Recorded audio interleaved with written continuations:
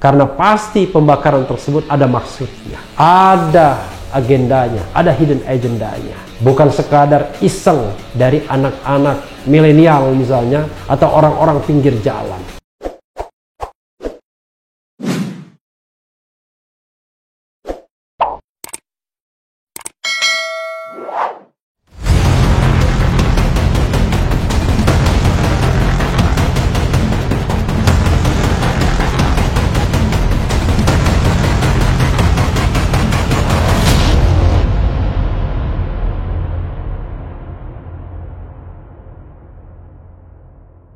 Assalamualaikum warahmatullahi wabarakatuh, Sobat RH sekalian. Jumpa lagi kita di channel yang keren ini, Keren Cadas.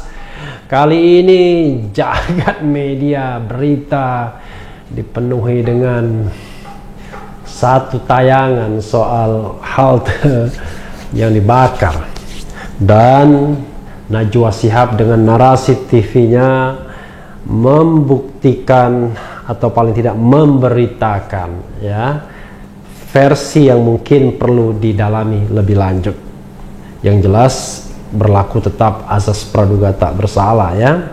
Sebagaimana dilansir merdeka.com, Megawati sebut milenial merusak saat demo. Najwa Shihab bongkar fakta yang sesungguhnya. Fakta sesungguhnya. Merdeka.com. Baru-baru ini pernyataan dari Ketum PDIP Megawati Soekarnoputri ramai menjadi polemik. Megawati meminta Presiden Joko Widodo untuk tidak memanjakan kaum milenial. Selain itu, Megawati pun mempertanyakan apa sumbangsih generasi muda kepada negara saat ini. Anak muda kita, aduh saya bilang sama Presiden, jangan dimanja. Dibilang generasi kita generasi milenial. Saya mau tanya, hari ini apa sumbangsihnya generasi milenial yang sudah tahu teknologi seperti kita bisa virtual tanpa harus bertatap langsung? Kata Megawati dalam sambutannya saat peresmian kantor DPD DPC PDIP secara virtual Rabu 28 Oktober, Hari Sumpah Pemuda ya. Megawati juga menyebut jika perilaku kaum milenial hanya demo saja hingga merusak fasilitas publik. Ia kesal fasilitas publik dirusak karena aksi demo beberapa pekan lalu. Tanggal 8 Oktober kalau tidak salah ya demonya. Apa sumbangsi kalian kepada bangsa dan negara ini? Masa hanya demo saja? Nanti saya dibully, saya enggak peduli, hanya demo saja. Ngerusak, apakah ada di dalam aturan berdemo diizinkan karena ketika reformasi kita masuk ke alam demokrasi? Ya, tapi adakah aturannya bahwa untuk merusak? Enggak ada tegasnya. Jadi itu ya. Di tengah viralnya pernyataan Megawati Soekarnoputri, Najwa Shihab dan tim pun membongkar fakta sesungguhnya. Najwa dan tim menganalisis sebenarnya ya, menganalisa secara visual untuk mengungkap para pelaku perusakan fasilitas umum saat demonstrasi tengah berlangsung. Benarkah para pelakunya adalah kaum milenial alias mahasiswa dan buruh? Berikut ulasan lengkapnya. Analisa foto dan video secara visual.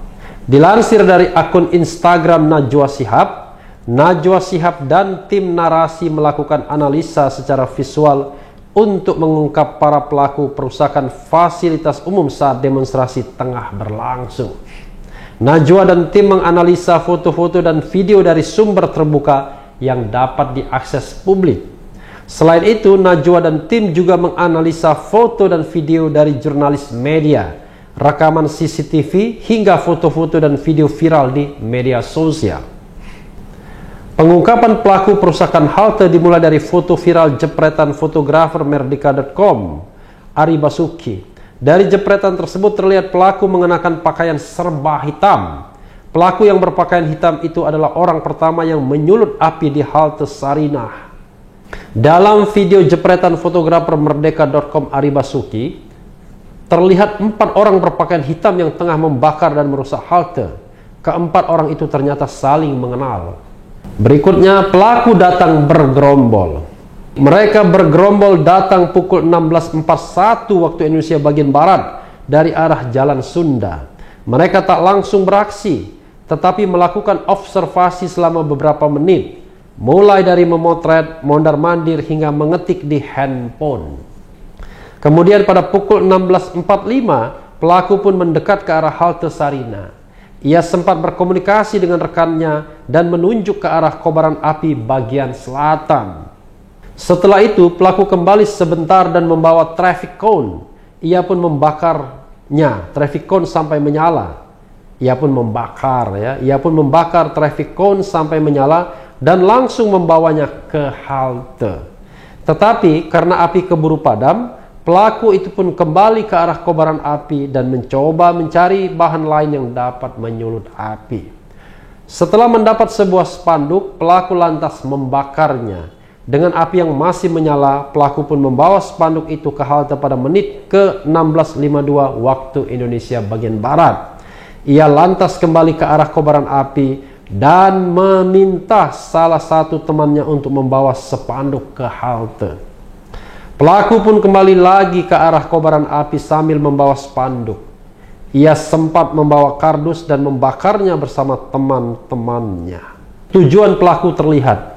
Pada menit ke-16.53 waktu Indonesia bagian Barat, dapat dilihat jika tujuan pelaku datang ke lokasi demo adalah untuk membakar halte. Ketika massa demonstrasi berlari ke arah Sarinah menerobos barikade polisi, pelaku dengan santai tetap fokus mencari api untuk membakar halte. Pelaku cukup lama berada di dekat kobaran api. Kemudian ia pun kembali lagi ke halte pada menit ke-16.57 waktu Indonesia bagian Barat. Ia kembali lagi ke titik api pada menit ke-59, lalu kembali ke halte sambil membawa penyulut api yang lebih besar. Tetapi kali ini ia diikuti oleh teman yang berbeda. Kemudian pada pukul 17.01 waktu Indonesia bagian Barat, pelaku sempat berbalik badan setelah membakar halte. Ia lalu mondar-mandir, berhenti sejenak memegang handphone, lalu kembali ke halte. Pada pukul 17.04 waktu Indonesia bagian Barat, pelaku keluar dari halte dan memantau ke arah barikade polisi dan kembali mengambil api. Saat itu, ia terlihat mengobrol dengan teman-temannya. Pelaku pun kembali lagi ke halte pada pukul 17.05 waktu Indonesia bagian Barat. 3 menit kemudian, pelaku terekam sedang membakar halte bagian selatan. Dalam sebuah rekaman video, kobaran api hanya terlihat di bagian selatan halte. Video tersebut diambil pada pukul 17.12 waktu Indonesia bagian Barat. Terlihat ada 2 orang berkaos garis-garis di dalam rekaman CCTV. Pelaku duduk bersama teman-temannya. Setelah itu, pada pukul 17.18 waktu Indonesia bagian Barat, pelaku terlihat menjauh dari halte dan duduk di pertigaan Jalan Sunda, lalu kembali membakar halte.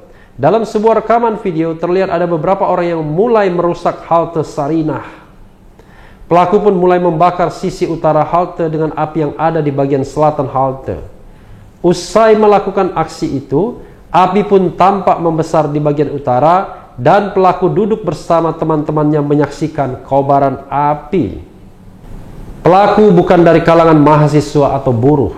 Berdasarkan analisa Najwa Shihab dan tim narasi, dapat diketahui bahwa pelaku perusakan halte Sarinah bukanlah dari kalangan mahasiswa ataupun buruh, dan para pelaku bukan bagian dari mahasiswa atau buruh yang menjadi motor penggerak aksi demonstrasi penolakan Undang-Undang Cipta Kerja yang baru disetujui DPR dan pemerintah dalam rapat paripurna pada 5 Oktober 2020, tulis Najwa Shihab dalam unggahannya.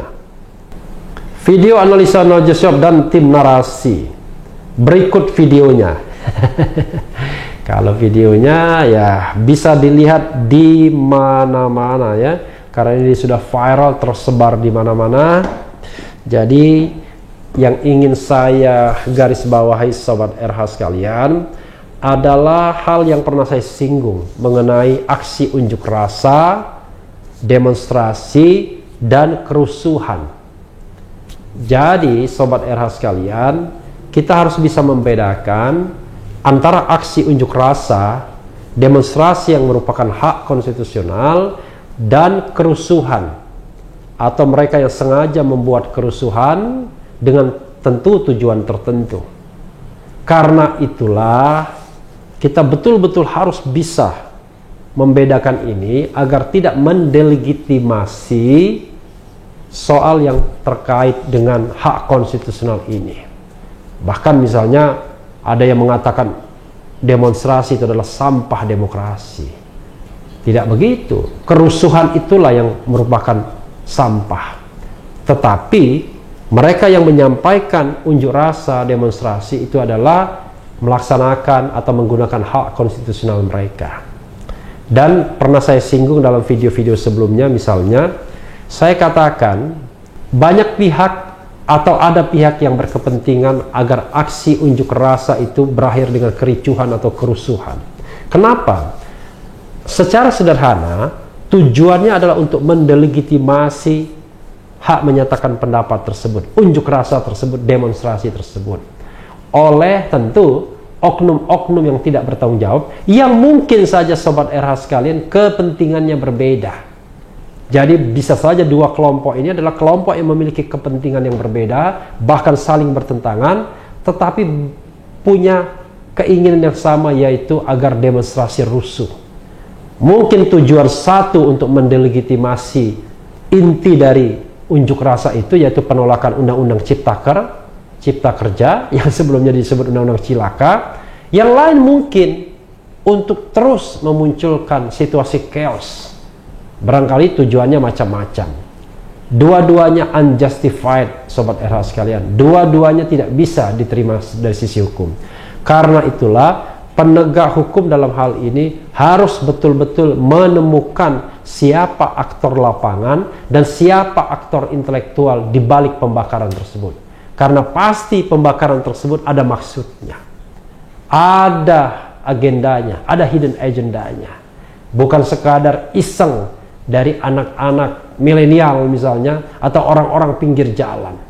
Apalagi dari tayangan video yang disampaikan tim Najwa Shihab, tim narasi, terlihat betul mereka memang siap karena mereka menggunakan pakaian yang hitam-hitam, tentu dengan penutup muka. Kebetulan ada COVID-19 sehingga ada alasan untuk menutup muka menggunakan masker. Tapi ya mudah-mudahan yang namanya pepatah lama, sepandai-pandai tupai melompat akhirnya akan jatuh juga, bisa terungkap. Yang penting Sobat RH sekalian, di sini ada independensi dalam hal penyelidikan dan penyidikan. Kita serahkan kepada aparat, tapi tentu kita pun harus mengawasi aparat, memberikan keteguhan bahwa harus diselidiki dan disidik secara independen untuk menentukan aktor yang sesungguhnya, baik mereka pelaku lapangan maupun aktor intelektualnya yang menyuruh melakukan. Sobat RH sekalian, sering sekali demokrasi, demonstrasi, unjuk rasa yang merupakan inti dari demokrasi konstitusional kita dirusak oleh ulah oknum-oknum seperti ini. Dan kita tentu tidak bisa menuding siapa oknum tersebut. Tapi yang paling penting adalah ada independensi dalam proses penyelidikan dan penyidikan agar aktor yang genuine itu terungkap. Karena kadang-kadang di Republik ini banyak hal yang masih menjadi misteri. Seperti misalnya kasus kematian Munir, sebelumnya bahkan Marsina, juga ada kasus Novel Baswedan dan lain sebagainya. Mudah-mudahan aktor intelektual dan pelaku lapangan pembakaran halte Sarinah ini bisa ditemukan, karena bukan soal halte yang terbakar, tapi justru motif atau agenda tersembunyi di balik pembakaran tersebut, yang secara analisa kita bisa katakan, menurut analisis, yaitu untuk mendelegitimasi aksi unjuk rasa di satu sisi, dan mungkin juga di sisi lain adalah untuk membuat suasana chaos di sisi yang lain.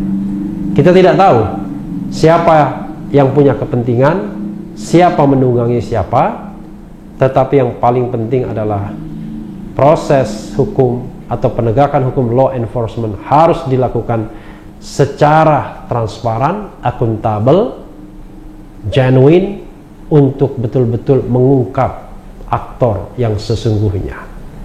Ya, Sobat RH sekalian, itu saja yang bisa saya sampaikan. Mudah-mudahan Najwa Shihab dan timnya memberikan kontribusi yang positif dalam pengungkapan soal ini, dan tidak justru sebaliknya malah backfire ke diri mereka sendiri. Jangan sampai orang-orang yang berniat baik, yang ingin berpartisipasi dalam kebaikan Republik ini justru menjadi sasaran, justru menjadi target. Kita tidak menginginkan itu, karena kita menginginkan kebaikan bagi Republik ini sesuai dengan janji konstitusional kita untuk melindungi kesejahteraan dan kecerdasan bangsa ini. Mudah-mudahan kita terus maju, yang jahat bisa diungkap, yang baik diselamatkan. Yang penting tetap di channel ini, karena di channel ini Anda akan dirayu, ditipu, dibaperi, dicecar, diuber pula di jalur khusus. Karena channel ini adalah channel yang mengancam, memeras, dan membenci.